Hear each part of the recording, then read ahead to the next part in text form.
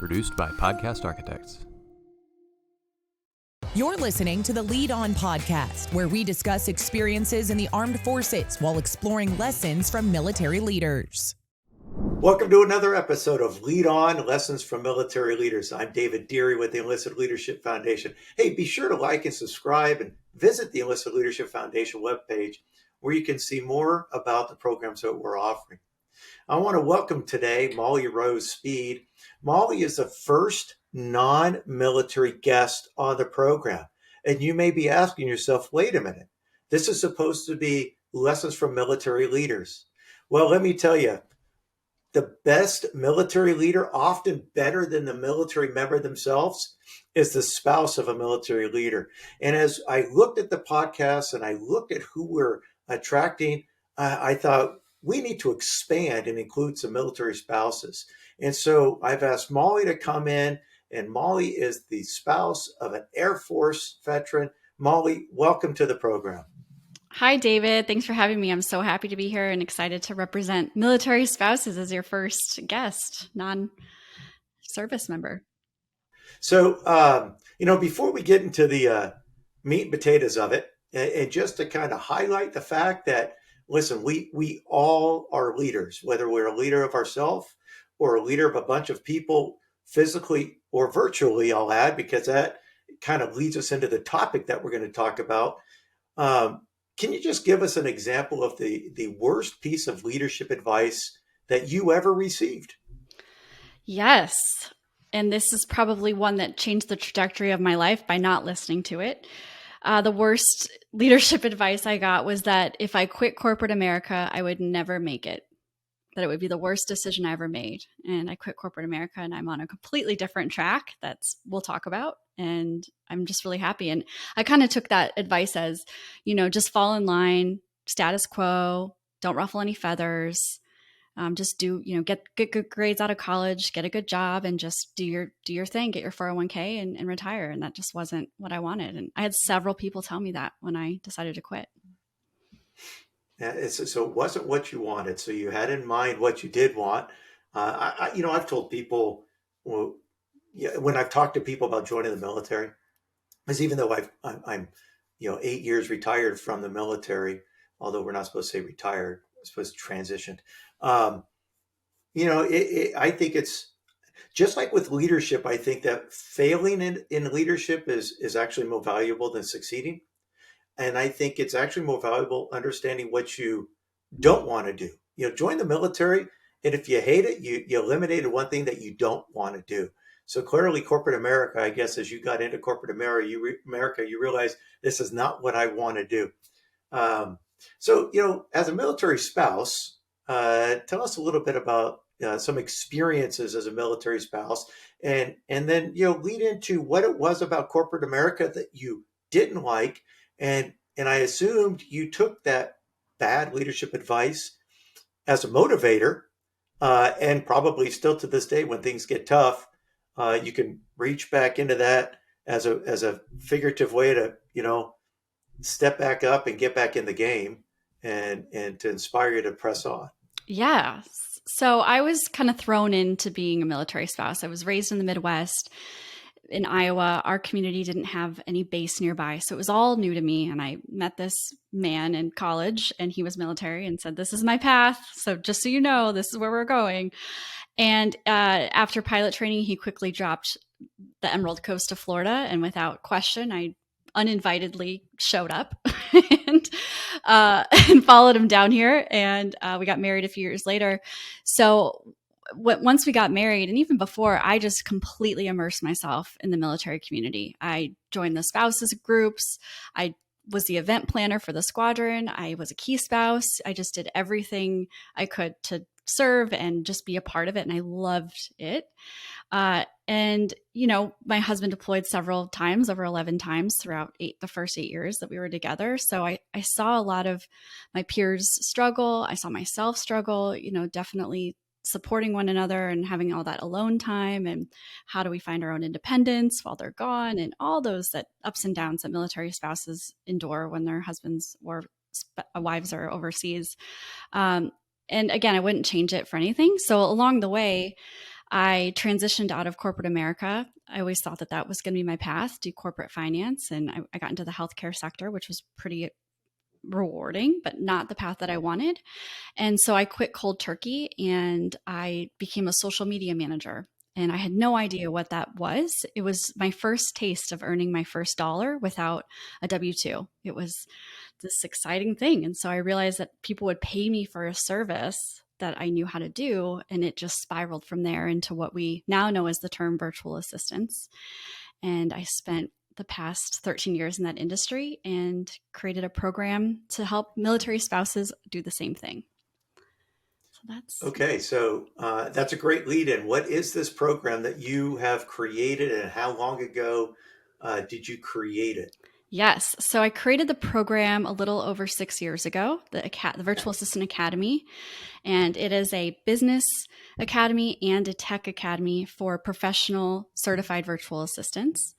And Okay, so stop right there for a second. I'm going to interrupt you. So, Business Academy and a Tech Academy. So, explain, where they intersect and how they separate, differentiate. yes, so I recognize that virtual assistants, though we are the supporters of everyone else's businesses, we are also running our own businesses. So having to teach and skill transfer to someone how to professionally market your business, your service offerings, your pricing, how do you run your back end, your books, your contracts, your proposals? How do you onboard a client and have that professional approach inside a business? One of the unique things about my program is I really instill in our virtual assistants, the students that graduate, to come into a business as the professional admin. So you run the admin side of someone's business. You're oftentimes running the weekly meeting and putting all the systems into place in the organization. So that's what we pay attention to on the business side. And then, of course, technology that's ever changing, even since I started 12 years ago, we train to that as well. So there's some core competencies and then the software that goes along with it that we're always evolving as things continue to change. So, you got into virtual assistant 12 years ago. And the academy you started 6 years ago. So in the 6 years, what were you doing? Were you in your mind, were you building this academy those 6 years and knew that this is what I want to do? Or did you just kind of 4 years in say, you know what? I think I could train somebody to do this. So yeah, definitely the latter. So I spent 6 years and still serve clients here and there, a select few, because I enjoy it so much, just learning as much as I could, all different industries. I've probably served over 70 different clients throughout the years, from public speakers to finance professionals to accountants to lawyers to wedding designers, all different stuff. And then along the way, I kept having the same conversation with my fellow peers, mostly military spouses, saying, how do I do what you do? I was traveling when my husband would deploy. I'd go to Europe and work out of a hostel and I'd make good money and like, I want this. And so that's one too many conversations at a coffee shops kind of spurred this recording of the program in the first iteration. And I realized it worked. And so then I really kind of buckled down and created a full academy around it.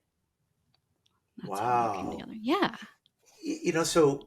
So you say that, so the program teaches somebody, I guess, the ins and out of being a virtual assistant, but also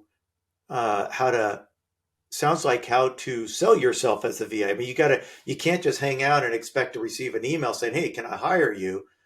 So how does a virtual assistant find work? Yes, there's several ways. It starts with taking it very, very seriously. I think there's a big difference between the virtual assistant that wakes up one day and says, oh, I know how to manage email, I'm going to do this, and the one that approaches it as a business. You're coming into someone else's entrepreneurship journey and they're giving you their baby in a lot of cases, and you need to really approach that professionally. So that's the big differentiator. But especially post-pandemic, so many people are looking for assistance, and virtual assistants are in very, very high demand. And what the pandemic did was teach us all that working virtually can be done. And so we all kind of got used to it. So it kind of just spiraled this movement, if you will, of virtual assistants. And now more and more people are hiring. So there's demand. And then when you go to find work, you can go through agencies. I have one of those. That's part of our business. Or you can go direct to the client. Social media is a great place. Using your network. I can't express more how many referrals come out of just telling people this is what you do. And so there's lots of ways. That's really true. When you mention network, I participate in a number of transitioning classes that take place both virtually as well as in person.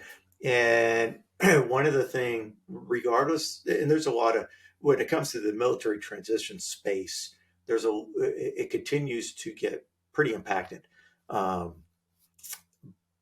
But every one of them talk about reaching into your old network, even if it was people you haven't talked to in 15 years.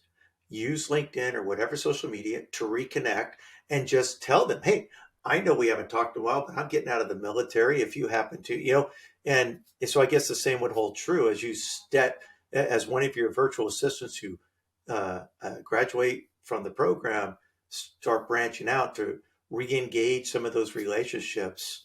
And hopefully you're re-engaging with relationships that didn't result in a burnt bridge. Yes. But yeah, no, so that's really good. So over the last 6 years, how many people well, first of all, how long is the program? So the program is 8 weeks. However, I have a lot of go-getters in my program. I learned that really quickly, and I had it dripping out. So intention was to do a module a week and implement as you go. And so many virtual assistants just wanted to get into it. So I opened it up. Many complete it over kind of a weekend or a week, and then they go back to implement as they go. So it fast tracks them to being able to get a client because they can see the big picture early on. Okay, so self-paced, it sounds like. Yes. And then is it so self-paced? How much of the I'm sure everyone as you're listening, if by all means, if this sounds something of interest to you, don't forget to check out Molly's website at virtualassistantacademy.com to learn more, and then come over to my website and check out about the Enlisted Leadership Foundation. As people go through the program, how much interaction do they get with you? Yes. So we have a lot of communication with our graduates. So they do an offboarding call. I have a placement manager that polishes up their one sheet, answers all their questions, make sure we provide advice. We look them up online to make sure their LinkedIn follows kind of what we want them to do, or if they did a website. And then we have an ongoing community. So at least once a month, we're meeting as a group, and I do some sort of training, or I bring in guest experts, and we just kind of get everyone's answers. So you're not left alone. Our goal is to get you your first, second, 7th, 8th, 9th client as we go along. Okay. And how many people have graduated from the program? Yes, we've certified 150 virtual assistants, and I would say 80%, and you should probably find this exact number out, are all our military spouses. They are military spouses. They are. Mm-hmm. Wow. Mm-hmm. And when you say certification, is this a Molly Rose Speed certification, or is there some sort of I don't know if there's a certification in this space? I have been looking for some professional designation. There is not. Okay. Well, that's good to know. Yeah, it is our academy, but we do have assessments, and we do our due diligence, part of our offboarding. It's not like you just go through it and get certified. We certainly sign off so you get our stamp of approval. And of those 80%-ish military spouses, how many of those are male? Because we have a lot of male military spouses out there. Yes, surprisingly, not one. We've had one male, really? And he's not military. He's done very well. Even of all the graduates, only one male. One male. Wow, so that must be a stigma. Which, full disclosure, okay, I have a virtual assistant who is a male. So good. that's interesting. Now, so. When it comes to virtual assistants, there's a lot of competition between VAs that are sourced here in the United States as well as outsourced in other countries. I would assume the outsourced are more cost effective, I guess, for especially you mentioned your target. It seems like your target is you had said entrepreneurs, that those that are taking advantage are entrepreneurs. So depending where somebody is, where an entrepreneur or a veteranpreneur, a veteran who's now Oh, I an love that. entrepreneur. Yeah. Thank you. I didn't coin it. I heard it, I'm sure, somewhere. Money's tight when you first start out, and what is one of your virtual assistants? What's the price range that they would go into if somebody's listening and thinking, how much can I expect to make? Yeah. So US based virtual assistants, we're seeing starting at 25 an hour is the average, Okay. which is pretty great. If you annualize that, that's Yeah. 50,000 a year. And then it goes up quickly from there as you develop more advanced skills. Okay. Yeah. Because overseas it's probably half that. Oh, yes. Although I venture to say, even that's probably starting to creep up. Yeah, I've outsourced overseas, and they're changing their rates, realizing the value, which is good. Yeah, that's fine. Does somebody come through the program have like one client or multiple clients, or is it really, do you kind of set your own pace? Yeah, the beauty of it, it's so flexible. You can set your own pace. I recommend virtual assistants not work for a single client less than 20 hours a month. It just energetically 5 hours a week. No less than that. Doesn't make sense. But we call it fractional virtual assisting. So it's beautiful for the assistant to be able to, put a book of business together. About 3 clients is probably a really good one, unless you have some bigger. And it's great for the business owner to know that you only have to commit to 5 hours a week. You can kind of get your feet wet and then keep going up from there. Okay. I read a book last year called the 4-Hour Work Week by Tim Ferriss. And, it's very reminiscent of what he talked about and getting away from the corporate America, or even if you are a corporate America. But, this book was written, I think, 2008. So long before virtual anything was even considered. But it's funny how, you can have theoretically, over time, you can have that 4-hour work week as a virtual assistant. Yes, absolutely. That's a great book, intro into this world, the extreme side of it. No, you're absolutely right. The extreme side for sure. So, what are some of the, what are some of the positive feedback? And have you ever received any negative feedback? Somebody maybe tried a virtual, what can somebody expect as they get into this space? Yeah. So as a virtual assistant, kind of, or from the business owner side? Virtual assistant for somebody who is I'm sure you've received feedback from from your students, your graduates, but what feedback have you received back from them? If you're in these monthly calls, I'm sure there's some praise reports that come in. Yeah. So a lot of success stories, a lot of just reports back where virtual assistants are so excited because they're helping a client help them with a website they never thought that they would be able to do because they never knew how to do it, or they get an inbox from 10,000 emails down to 0. Like, this is the stuff that virtual assistants get really excited about, right? We're very organized type A personalities. And then there's also the struggles that we go through. We're all human. So we do our best in our placement agency to match people up with virtual assistants and business owners. But there's that human element. Sometimes people just don't jive. So we have to kind of approach, how do you communicate effectively, or how do you express and have a difficult conversation?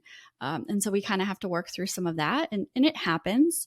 Our misplacements, we're lucky, are few and far between, but it does happen where virtual assistants kind of get themselves in a situation. And I think the biggest thing that could go wrong between a client and a virtual assistant is the onboarding process. If you don't follow this mandatory, we call it, onboarding process, the foundation just isn't there. And then things kind of start to fall apart.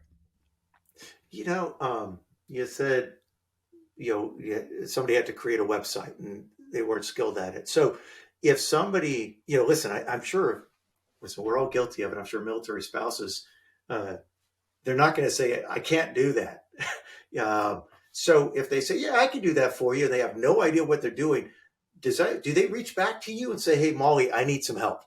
Some do. Yeah, some do. Okay. I try to catch them before they go and overcommit like that. But the one quality that I ask my virtual assistants to possess or find if they don't already possess it is a figure it out attitude. So when they're asked to do something, website building might be a little bit of a stretch because it really is a skill.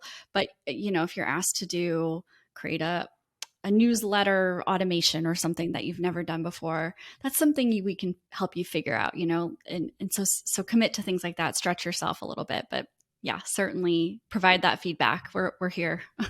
So even managing somebody's CRM, Yeah. was that a contact relation management system? Yep, correct. Yep. Okay.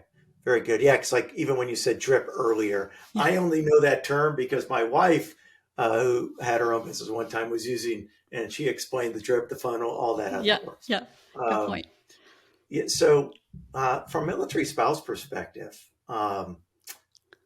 do they tend to do it for one tour, or they get successful and regardless where their spouse gets stationed? And I guess the beauty is you can have one client, 3 clients.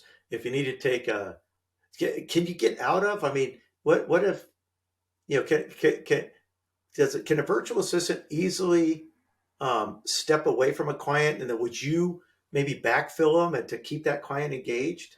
Yes, that is something we do if a client is through us. However, the beauty of this career, especially for military spouses, is you can take it wherever you go. So you don't have to start and stop. I encourage my virtual assistants to have at least 1 to 2 kind of mega clients, like those ones that 20-hour a week, or the ones that are actually just providing that retainer for you so you have stability, and then fill in at times when you can work a little more. We have a lot of moms, if their kids are home for the summer or they know they have a PCS coming up, they might not take on those extra projects or clients. But then when the kids go back to school, they can fill their schedule up a little bit. So it's really, really flexible. Do you see any difference between your military spouses that go through your program versus non-military spouses, or they all kind of share a very similar type A? Or do you have? And I guess another thing is, do you extrovert and introvert people both, or do you sense one leaning more one way than the other? Yeah, great question. So military to non-military, it's the same across the board. Mostly we kind of attract the same personality of a person. And yeah, like you said, a lot of type A, very organized, kind of have that high achieving perfectionist vibe going on. And then both introverted and extroverted, however, far more introverted. I get on my calls with them, my community calls. I'm like, okay, come on, let's go. You can take it out of them. And the same ones usually pipe up, and then we pull the rest in, and then they get comfortable. But yeah, it's more that sit back and kind of work independently and all of that. So it works out really well. And I was thinking too, there's some young military spouses. What's the youngest age of somebody that's come through?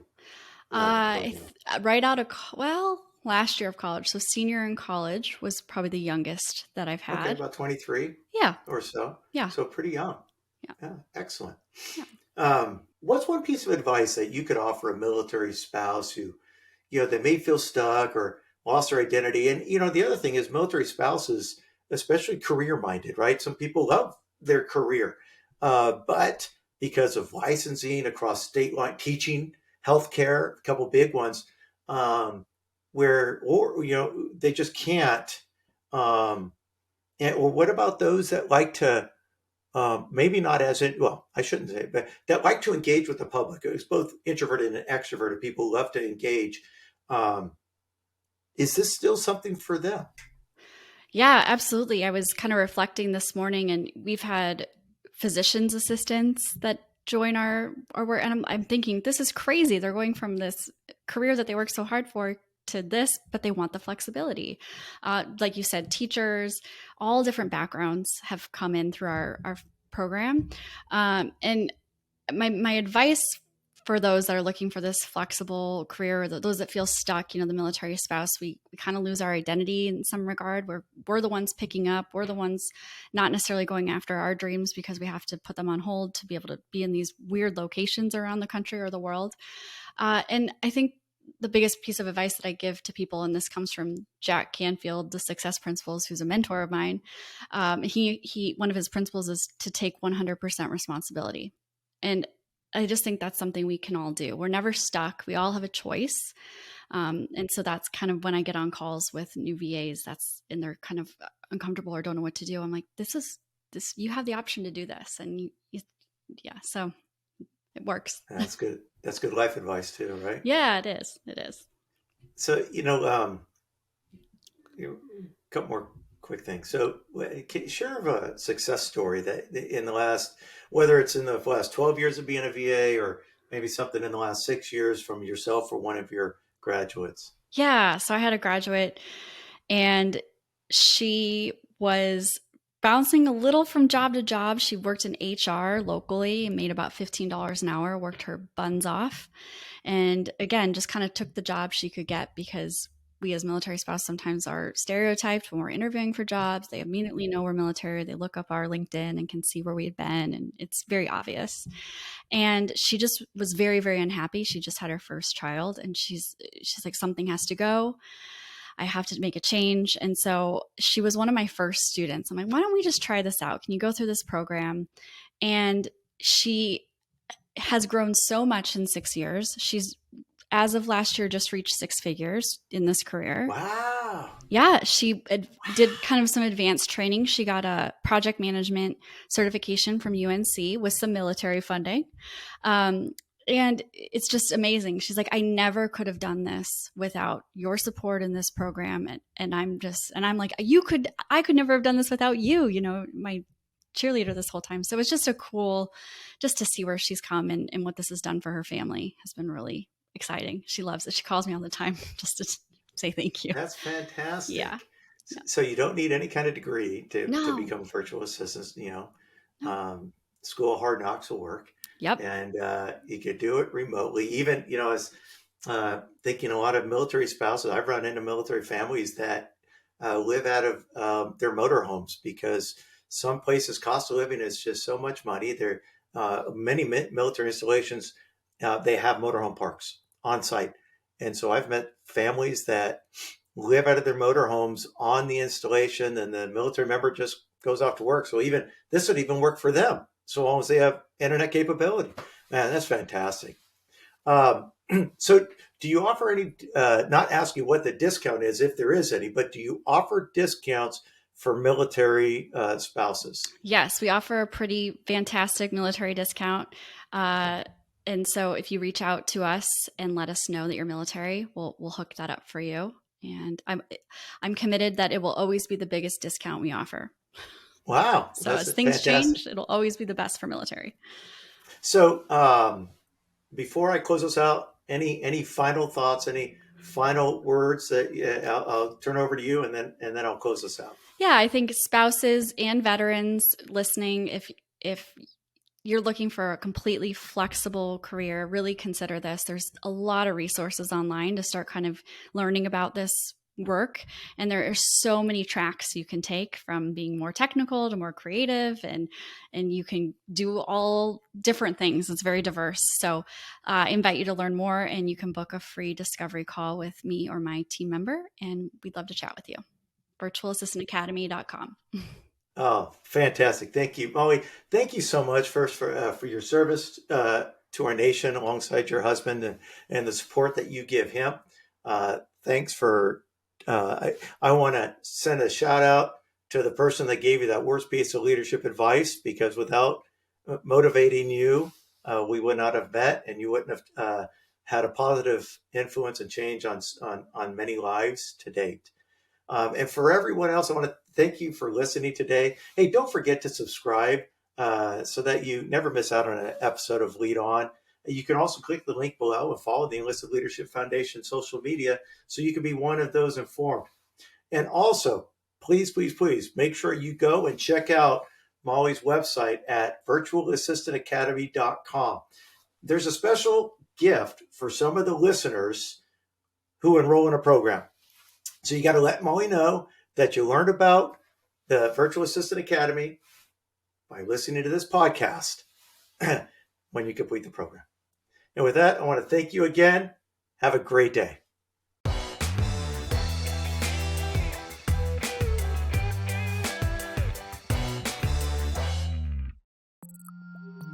Produced by Podcast Architects.